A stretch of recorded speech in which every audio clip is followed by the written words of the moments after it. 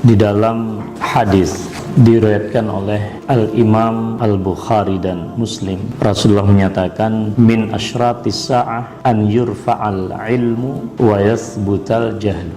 Jadi di antara tanda-tanda kedatangan hari kiamat itu adalah diangkatnya ilmu oleh Allah Subhanahu wa ta'ala dan kemudian kokohnya kejahilan.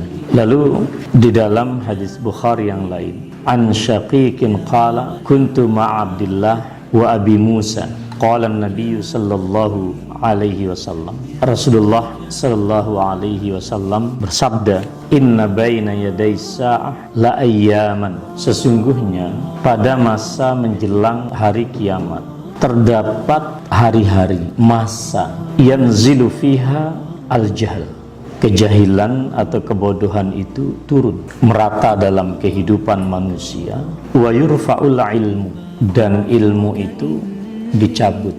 Hadis riwayat Bukhari.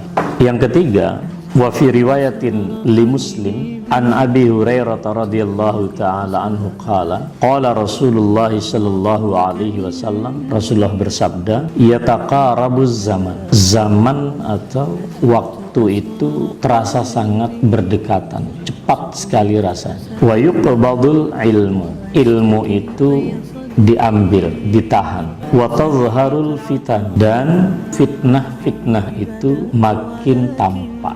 Wa yulqis syuh, pelit dia, bakhil, kikir, itu semakin merajalela dalam karakter manusia.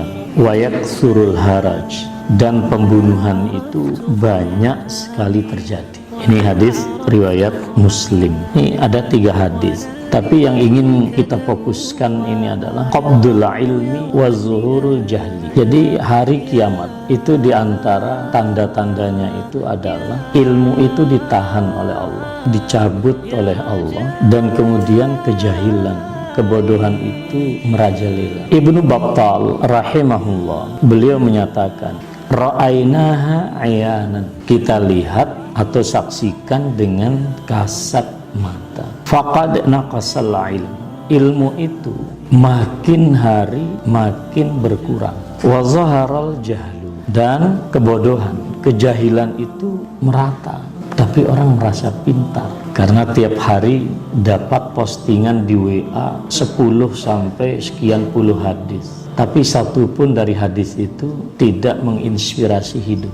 Wa ulqiya syuhhu fil qulub, hati Pak, mental kita ini itu semakin pelit pikir. Wa ammatil fitan, fitnah itu menyeluruh sekarang. Kalau dulu fitnah itu bagi orang bodoh, sekarang orang pintar pun juga sama. Tidak beda rasanya sekarang orang berpendidikan dengan tidak berpendidikan. Wa kasural qatlu, dan pembunuhan itu sedemikian banyak. Itu yang dikatakan di dalam syarah Sahih Bukhari. Ya, kalau kita mau menyadari Pak, berapa juta umat yang dibunuh saat ini, lebih banyak yang dibunuh oleh sesama manusia ketimbang meninggal karena sebab misalnya bencana alam atau barangkali juga sakit. Oleh karena itu, Al-Hafidh Ibnu Hajar Al-Asqalani, beliau menyatakan apa yang dimaksud oleh Rasulullah Sallallahu Alaihi Wasallam gitu kan.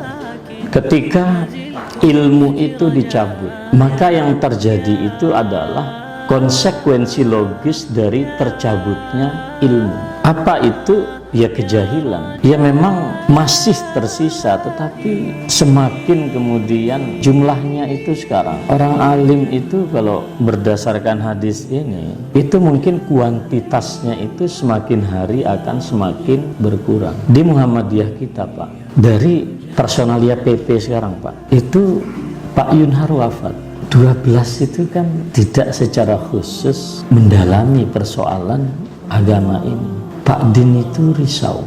Mengapa? Karena Muhammadiyah ini harakat Islamiyah, gerakan Islam, dakwah amar ma'ruf nahi munkar. Kalau di situ tidak ada sibghah ulama, sibghah Islamiyah, maka karakter terharokah Islamiyah itu hilang. Karena memang banyak ulama mungkin, tapi adakah kemudian kerelaan untuk mengabdikan usia dan kesehatan yang tersisa untuk umat? Belum tentu.